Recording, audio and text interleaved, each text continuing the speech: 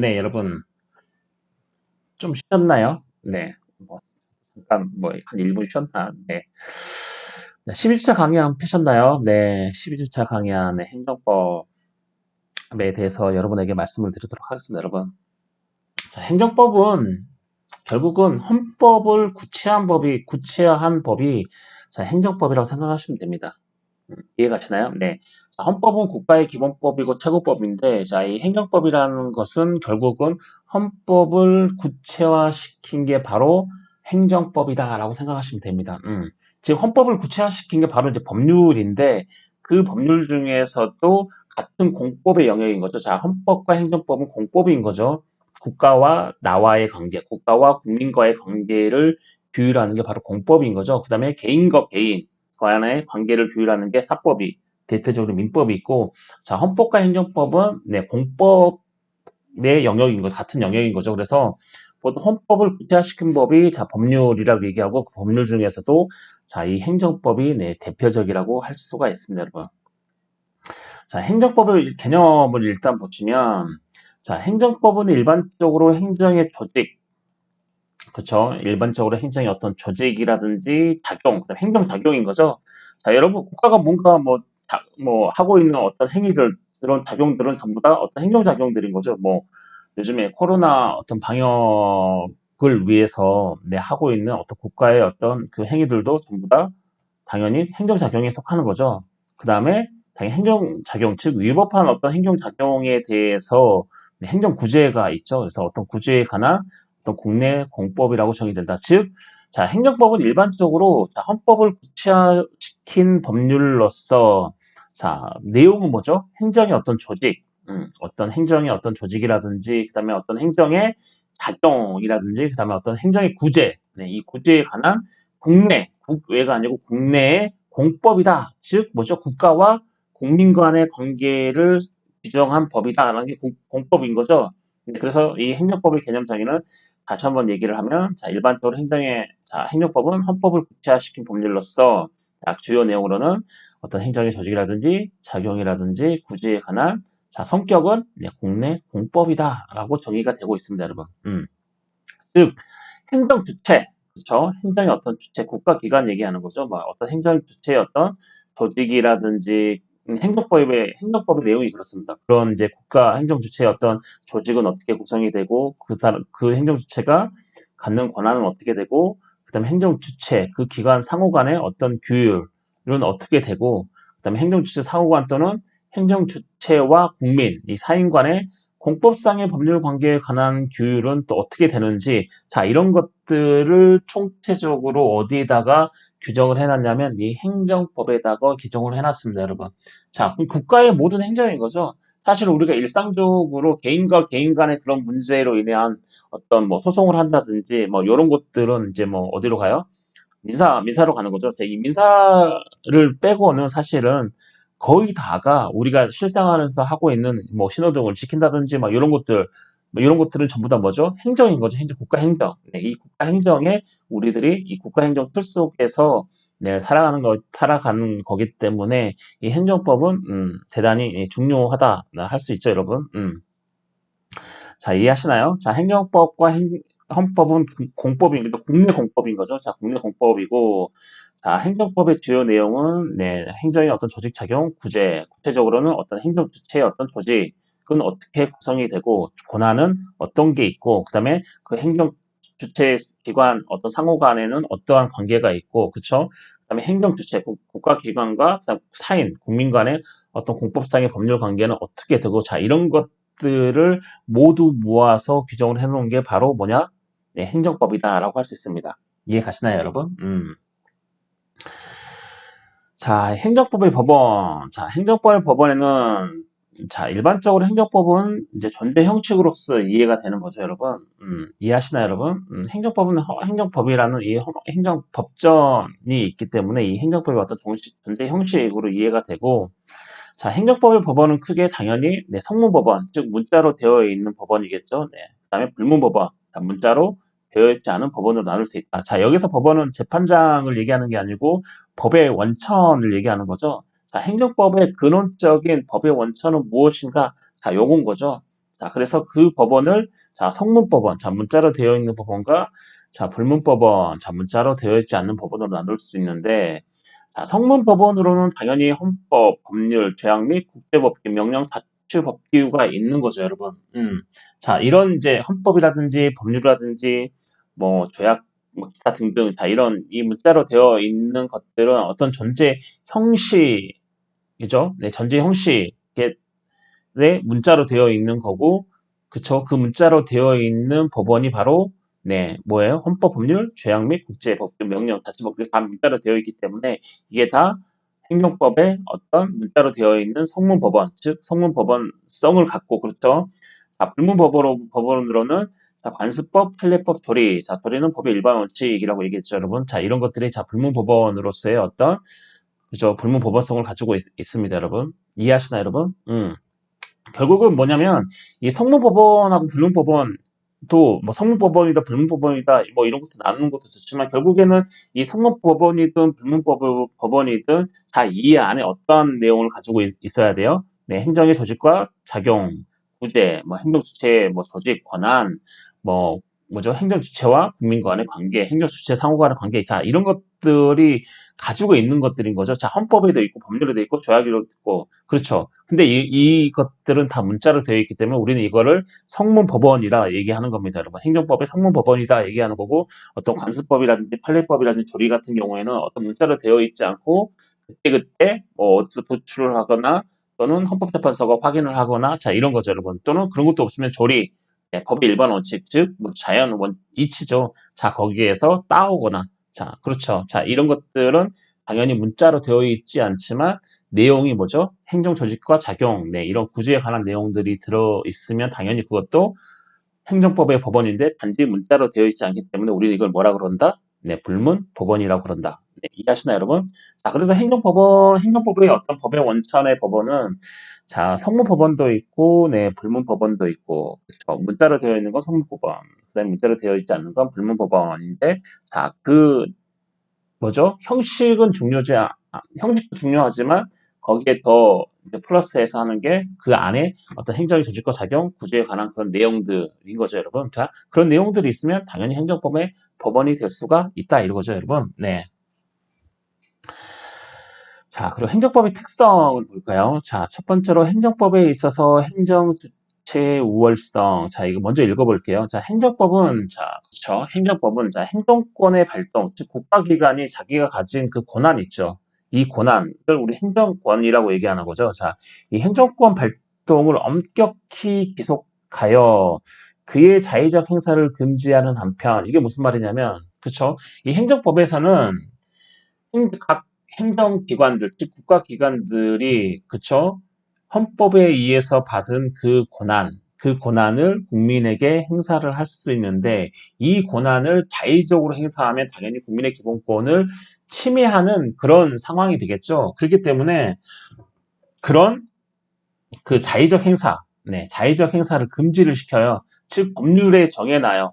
어디에? 행정법에다가 자, 네가 이런 권한을 뭐죠? 행사하려면 자, 어떠한 상황이어야 되고 그다음에 이 권한은 어떠한 절차에 따라서 사용을 해야 되고 자, 이런 것들을 미리 어디다 정해 놓는다? 이 행정법에다 정해 놔서 자, 이런 행정기관들이 뭐죠? 이 행정권, 자신이 가진 행정권의 어떤 자의적 행사를 하지 못하도록 금지를 시켜놓고 있는데 바로 그게 행정법 안에 있는 거죠. 어떠한 상황에서 어떤 권한을 행사하고 그 다음에 그 권한을 행사할 때는 어떠한 절차를 따라서 해야 된다라고 하는 거죠.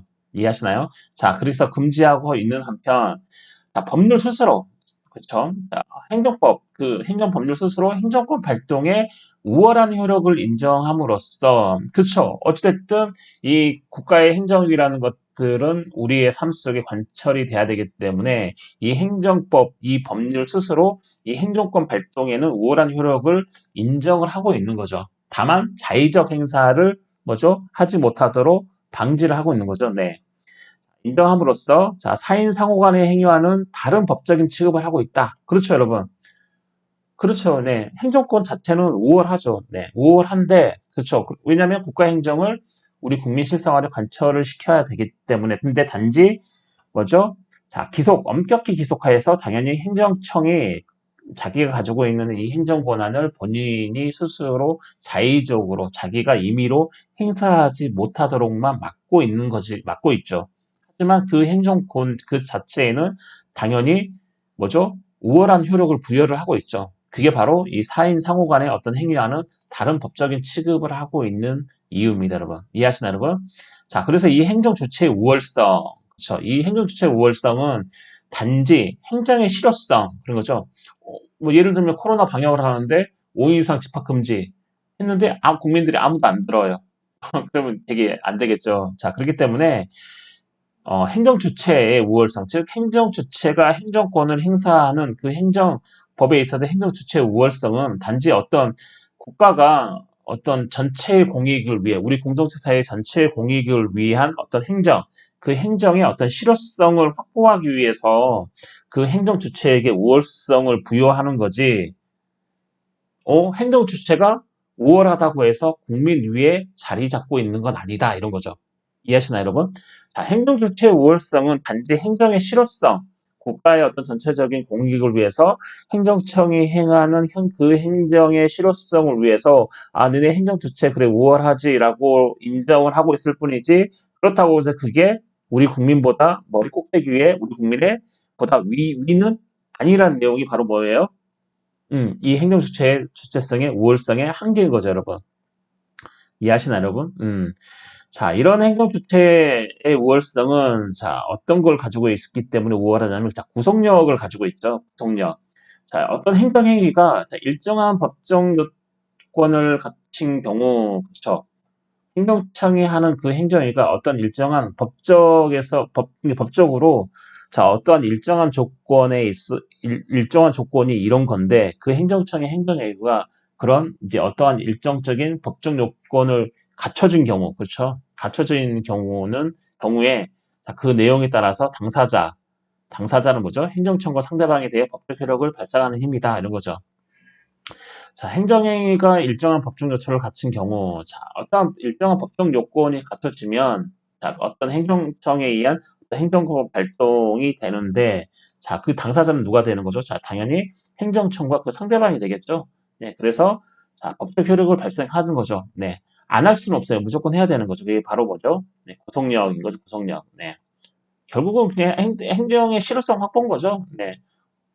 그렇죠. 코로나인데 감염병인데 코로나는 이 감염병은 일정한 법적 요건, 어떤 요건이 있겠죠. 얼만큼 전파력이 있어야 되고, 저치고 어치고 이런 법적 요건인데 그 법적 요건을 갖춘 경우에 당연히 행정청이 행정행위를 시작하겠죠. 그렇죠. 그다음에 그 행정행위 그 내용에 따라서 자, 행정청과 상대방에게 어떤 법적인 효력을 갖게 되는 거죠. 그렇죠. 이해하시나요? 네. 그럴 때, 자, 이게 바로 뭐예요? 구속력인 거죠. 구속력. 네. 자, 공정력이라는 게 또 있고요. 네, 예선적 효력이라고 되어 있다. 말이 좀 어렵긴 한데, 네, 예선적 효력. 즉 뭐냐면, 자, 행정 주체, 네, 행정기관이 어떤 지배권의 발동이 법률의 근거를 두고, 그렇겠죠, 여러분? 자, 법률의 근거를 둬야 되는 이유는 뭐예요? 네, 당연히 자의적 행사를 금지를 하기 위해서, 그렇죠? 자, 법률의 근거를 두고, 법률이 정한 바에 따라야 하지만, 당연하겠죠, 여러분? 네. 당연히 행정 주체는 당연히 우월성을 가지고 그다음에 뭐죠? 그 행정 행위에는 구속력을 가지고 있는 거죠. 뭐 때문에? 단지 행정의 실효성 확보를 위해서 구속력을 갖는데 당연히 구속력을 갖기 때문에 자의적 행사를 금지시키기 위해서 이 자의적 행사를 못하게 하기 위해서 당연히 법률에 정한 바에 따라서 해야 되지만 그렇죠.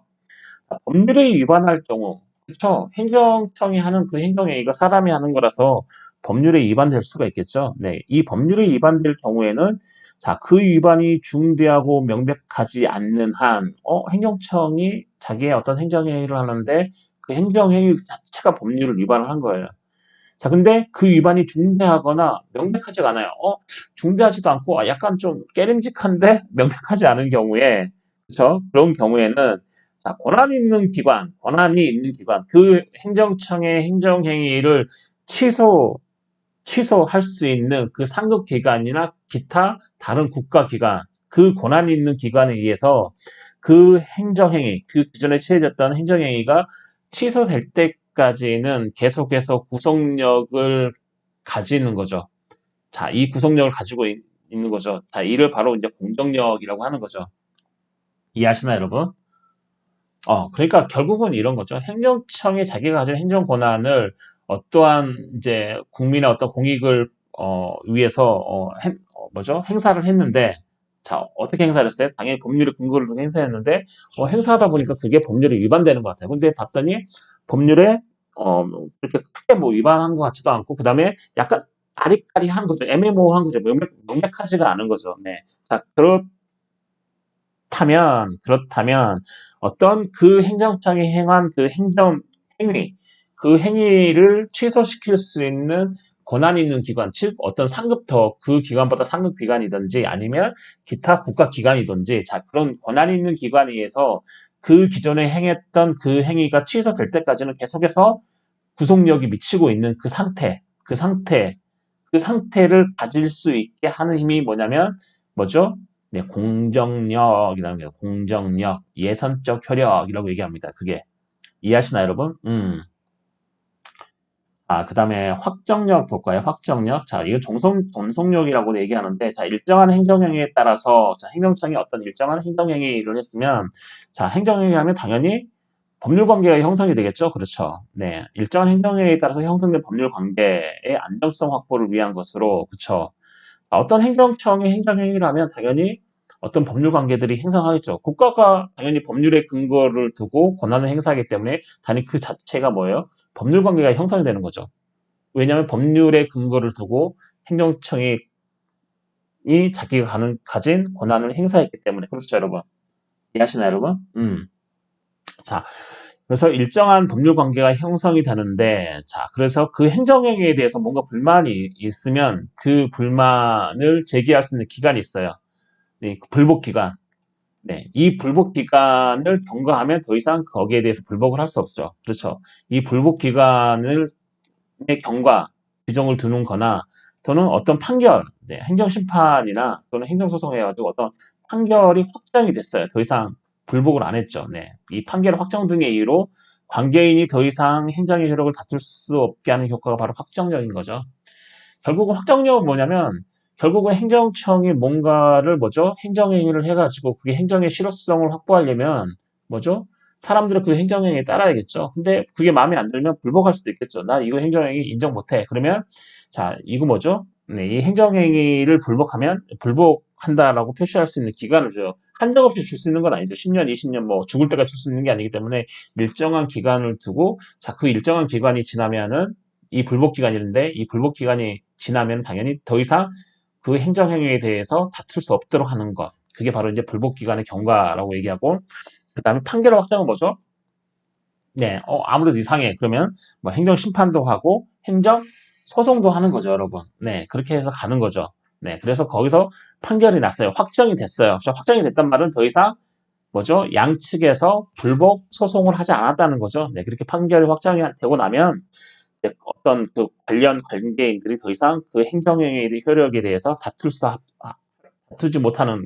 수 없게 하는 그 효과가 바로 뭐냐면, 자, 확정력 또는 전속력이라고 합니다, 여러분. 이해하시나요, 여러분? 자, 강제력은 행정권이 스스로 힘에 의해 상대방의 의무 이행을 강제하며, 그렇죠? 네, 강제력이 있는 거죠, 강제력. 네, 행정권이 스스로의 힘에 의해 상대방의 의무의 이행을 강제하며, 자, 강제력. 자, 구속력과 좀, 뭐죠? 약간 유사하지만 다른 거죠. 그쵸? 구속력은 행정행위가 어떠한 일정한 법적 요건을 갖춘 경우에는 그쵸? 그 내용에 따라서 뭐죠? 그 내용에 따라서 당사자, 즉 행정청과 어떤 상대방에게 어떤 법적 효력을 발생하게 하는 게 구속력인 거죠. 내가 내 마음대로 못 하는 거죠. 일정한 요건이 되면 내가 나타나야 되는 거죠. 이렇게 구속이 되는 거니까. 그렇죠?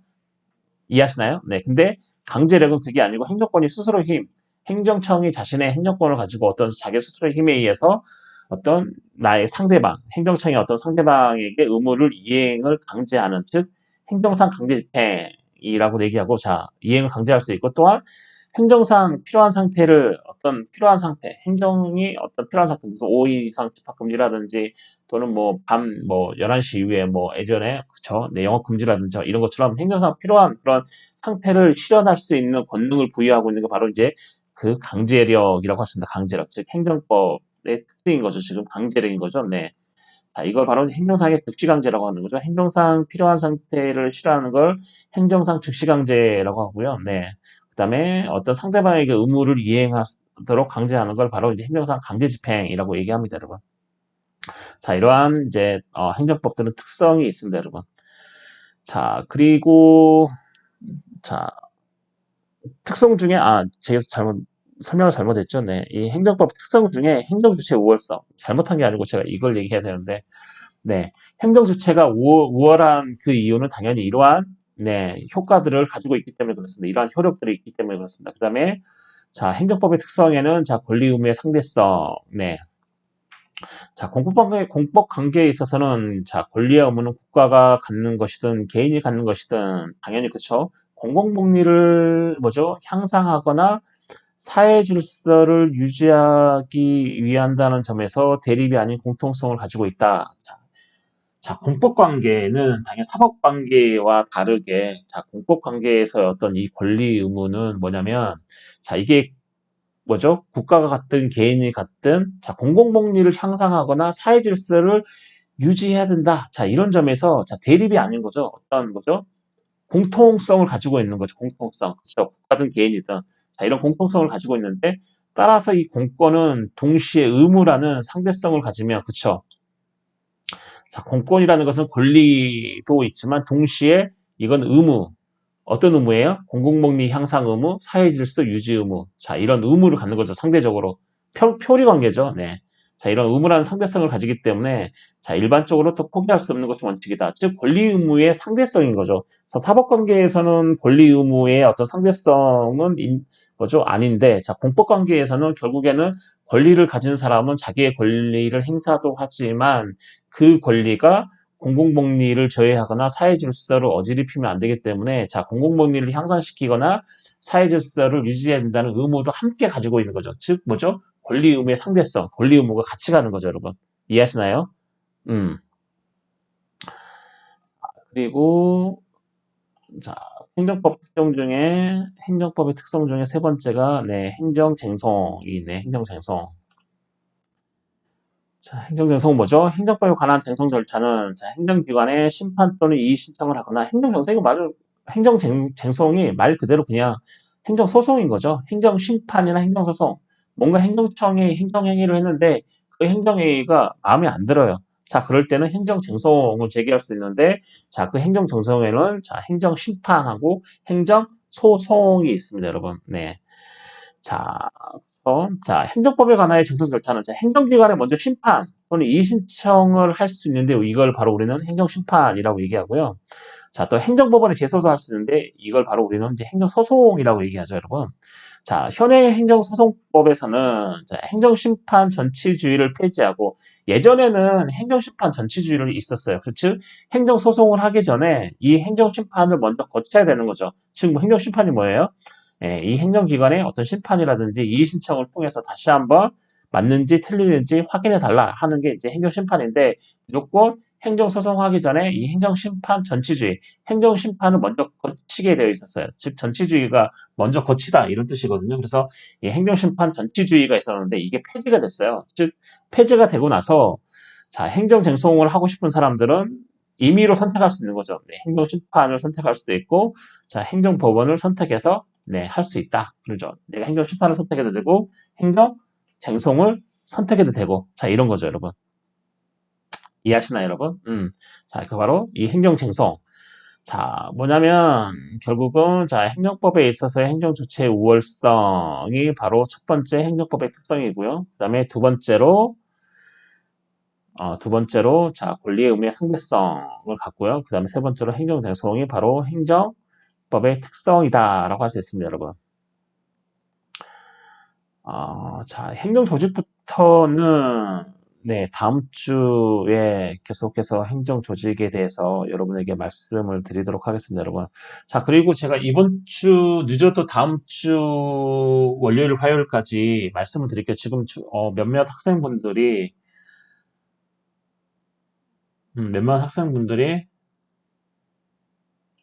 모의고사 대체과제 또는 대면 시험 이렇게 얘기하는데 네.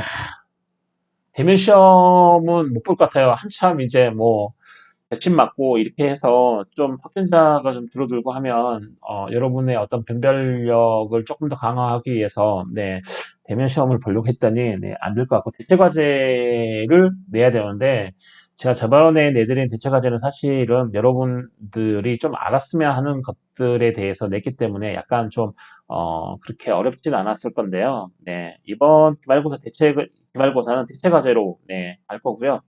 이 대표 과제는 약간 변별력을 위해서 좀 어렵게, 그렇다고 너무 어려운 건 아니고요. 네, 여러분들 조금만 신경 쓰고 뭐 찾아보고 하면 누구나 할 수 있도록 그렇게 약간 좀 난이도를 높여서 네, 그렇게 해서 대체 과제를 제가 다음 주까지 알려드리도록 하겠습니다, 여러분.